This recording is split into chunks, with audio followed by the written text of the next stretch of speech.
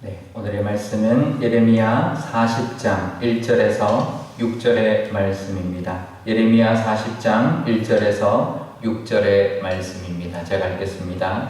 사령관 느부사라단이 예루살렘과 유다의 포로를 바벨론으로 옮기는 중에 예레미야도 잡혀 사슬로 결박되어 가다가 라마에서 풀려난 후에 말씀이 여호와께로부터 예레미야에게 임하니라. 사령관이 예레미야를 불러다가 이르되 내 하나님 여호와께서 이곳에 이 재난을 선포하시더니 여호와께서 그가 말씀하신 대로 행하셨으니 이는 너희가 여호와께 범죄하고 그의 목소리에 순종하지 아니하였으므로 이제 이루어졌도다. 이 일이 너희에게 임한 것이니라.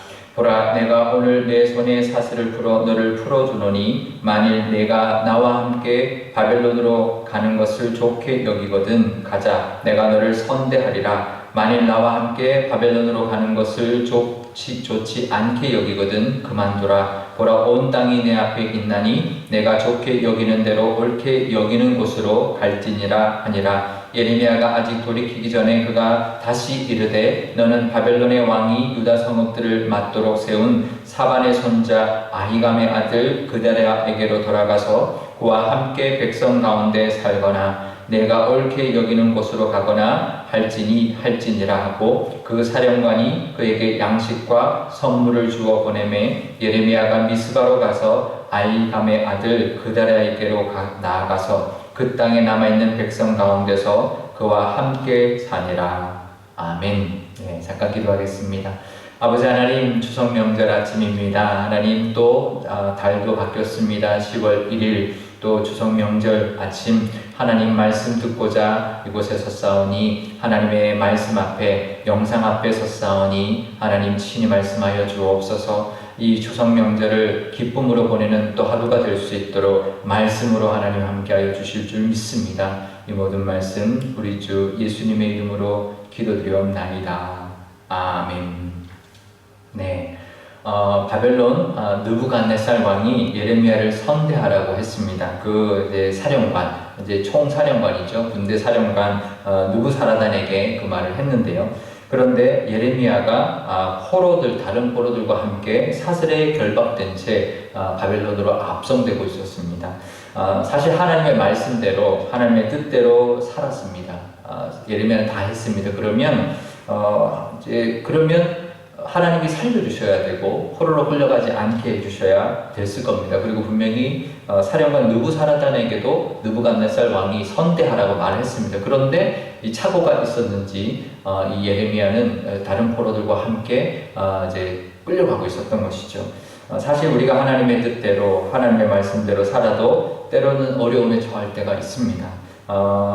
그럴 때 우리가 흔들리지 말아야 합니다. 하나님 왜 이런가? 하나님 왜 이렇게 우리를 버려두시는가? 그렇게 생각할 수 있지만 그 순간에도 우리가 믿음을 놓지 말아야 합니다. 하나님이 함께 하신다. 하나님 분명히 바꿔주실 것이다. 하나님 우리를 도와주실 것이다. 라는 믿음을 붙들고 살아야 하는데요. 예루살렘이 함락되고 분명히 자유의 몸이 될 것이다. 이제 그 스디기야 왕들한테 그 고관들한테 붙잡혀서 이제 감금당해 있었고 그랬지만 분명히 바벨론이 이제 예루살렘을 함락하게 되면 자유의 몸이 될 것이라 기대했을 겁니다. 또 하나님의 말씀도 그렇게 임했습니다. 넷이 에비멜렉에게도 하나님의 말씀을 전하라 해서 에비멜렉도 그 넷이도 죽지 않을 것이다. 너를 하나님 살려주실 것이다. 라고 자기 입으로 전했는데 정작 자기는 지금 포로로 끌려가고 있었으니 아마 힘들었을 겁니다. 언제 죽을지도 모르는 거고요. 어떻게 자기가 앞으로 인생을 살아갈지 몰랐을 겁니다. 그래서 하나님의 말씀을 전한 대가가 이건가 싶을 정도로 원망스러웠을 수도 있고 힘들게 끌려가고 있었을지도 모릅니다.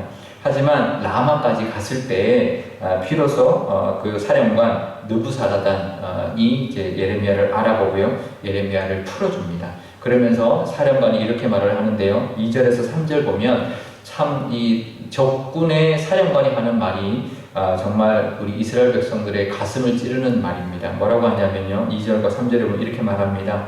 너희들이 내 하나님 여호와께서 이곳에서 재난을 선포하셨는데 너희들이 그 말씀대로 행하지 않았다. 또 그 하나님께 그리고 너희가 하나님께 범죄했고 그 하나님의 말씀을 순종하지 않았기 때문에 이 일이 이루어진 거다. 너희에게 임한 것이다 라고 말을 합니다. 사실 이거는 적군의 입에서 나올 말이 아닙니다. 이방인의 입에서 나올 말이 아닙니다. 이스라엘 백성들보다도 이 장수의 믿음이 사실 더 좋은 거죠. 이 이스라엘 백성들의 그 지도자들의 믿음이 이 적군의 믿음보다도 없었던 것이죠. 그러니까 이 적군은 그거는 알았어요. 자기들의 이제 섬기는 신에게 복종하지 않으면 그 신은 자기들 보호해주지 않는다라는, 그래서 멸망당할 수밖에 없다는 걸 너무나 잘 아는 거죠. 이방인들도 아는 사실입니다.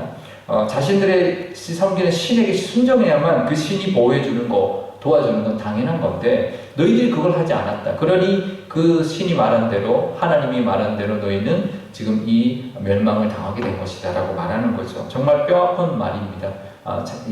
그 적군의 장군에서 들을 말이 아니라 반대로 했었어야죠. 우리 하나님의 우리가 들었기 때문에 너희들이 우리를 이길 수 없었다라고 해야 되는 말을 오히려 반대로 적군의 장군이 너희들이 너희 신을 믿지 않고 순종하지 않았기 때문에 이 멸망을 당하게 된 것이다 라는 말을 듣게 된 것이죠. 우리도 하나님의 말씀을 듣는다는 것, 하나님의 말씀에 순종한다는 것이 얼마나 소중하고 복된 일인지 우리가 늘 기억하며 사시는 또 추석되시기를 바랍니다. 그러면서 그 장군이 예레미야에게 3가지의 제안을 합니다. 이 중에 하나를 해라.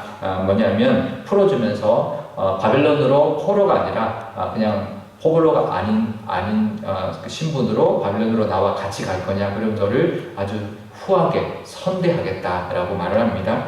또 만약에 그렇지 않고 따라가고 않겠다면 여기 남을 거면 바벨론이 유다 성읍을 다 맡겨서 다스리게 한 그다라에게로 가라. 그 사람이 이제 이 유다 지역을 다스릴 테니 그에게로 가서 그 백성들과 함께 있든지, 아니면 네가 가고 싶은 제3의 지역으로 가라. 그냥 네가 원하는 대로 가게 해주겠다라고 이제 적군이 예레미야를 풀어주는 거죠. 만약에 바벨론으로 가면 바벨론 가서 아주 잘 대우를 해주겠다라고 했는데 예레미야의 선택은 무엇이었냐면 결국 여기에 남는 거였고요. 남유다에 남는 거였고 그다랴에게로 가는 것이었습니다. 이 그다랴가 뭐 실세니까 간 게 아니고요. 이 그다랴가 누구였냐면 아히감의 아들이라고 요야김 시대에 예레미야를 도와줬던 사람이었습니다. 그래서 그 아히감의 집으로 가는 거죠. 그 사람에게로 갔는데 그 사람에게 가서 대접받으려고 간 것이 아니라 그들에게 가서 아직 이 땅에 남아있는 백성들과 함께하기 위하여 그곳으로 갔다라는 거죠. 거기서 다시 하나님의 말씀을 전하는 사명을 계속할 것을 선택한 거죠. 예레미야의 사명은 이제 끝났습니다. 왜냐하면 하나님이 주시는 그 심판의 말씀을 전한 것이고 심판이 이루어졌기 때문에 사실 예레미야의 역할은 이제 끝이 났습니다. 그러면 얼마든지 뭐 쉴 수도 있고 아니면 뭐 바벨론으로 가서 잘 대우를 받을 수도 있고 아니면 은퇴하고 그냥 편안하게 살 수도 있지만 그는 다시 남아있는 이스라엘 백성들에게 가서 그 사명의 길, 하나님의 말씀을 가르치고 전하는 일을 또 택했다라는 거죠. 끝까지 하나님이 기뻐하시는 모습, 하나님의 말씀을 전하는 그 자리로 다시 돌아갔다라는 겁니다. 결국 이제 예레미야 하나님 참 기뻐하셨을 겁니다. 이제 다 끝났지만 그래도 남아있는 백성들을 향하여 하나님의 말씀을 전하는 사명을 감당하기 위하여 그 길, 3가지 선택 중에서 그 사명의 길을 택했다라는 것. 대우를 받는 쪽도 아니고 그냥 은퇴해서 편하게 사는 쪽도 아니고 역시 여전히 아직도 사명자의 길, 하나님의 말씀을 전하는 그 길을 택했다라는 것, 하나님이 참 기뻐하셨을 겁니다. 그건 하나님이 강요한 것이 아니었는데도 예레미야는 그 길을 택했다라는 거죠. 그래서 하나님의 기쁨이 되었고요. 그런 모습으로 이제 살아갔던 것이죠. 우리에게도 이런 예레미야 같은 하나님의 은혜를 누릴 뿐만 아니라 또 예레미야 같은 모습으로 또 사명자로 끝까지 우리가 죽을 때까지 우리에게 맡겨주신 어떤 사명, 내가 감당할 수 있는 사명을 감당하며 살아가시는 저와 여러분 되시기를 바랍니다. 추석에 하나님 베풀어 주신 은혜에 감사하고 또 하나님 앞에 영광 돌릴 뿐만 아니라 하나님이 맡겨주신 사명도 잘 감당할 것을 또 하나님 앞에 감사 올리고 다짐하는 그런 추석 명절이 되시기를 축복합니다. 오늘 기도할 때 이렇게 기도하면 좋겠습니다. 하나님의 그 뜻은 적군을 통해서도 이루어진다. 그러니까 우리 삶 가운데도 하나님의 뜻이 분명히 이루어질 것을 우리가 기도하고, 또 예레미야처럼 하나님의 은혜를 누릴 뿐만 아니라 또 하나님께 또 쓰임받는 우리가 되게 해달라고 우리 기도하는 또 명절 되시기를 바랍니다. 제가 기도하겠습니다.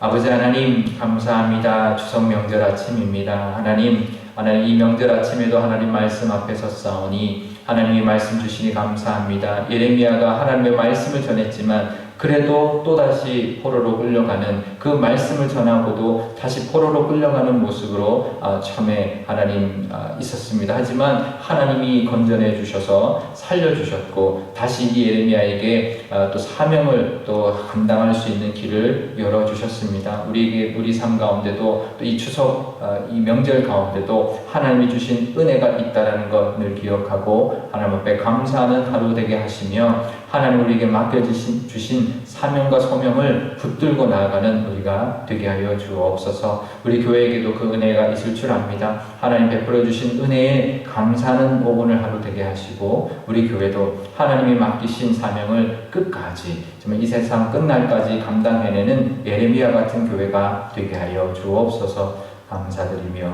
예수님의 이름으로 기도드리옵나이다. 아멘. 주기도문 하겠습니다. 하늘에 계신 우리 아버지, 아버지의 이름을 거룩하게 하시며 아버지의 나라가 오게 하시며 아버지의 뜻이 하늘에서와 같이 땅에서도 이루어지게 하소서.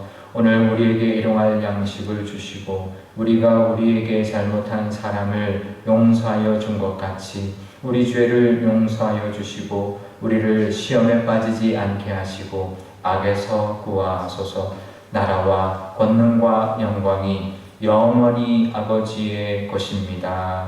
아멘.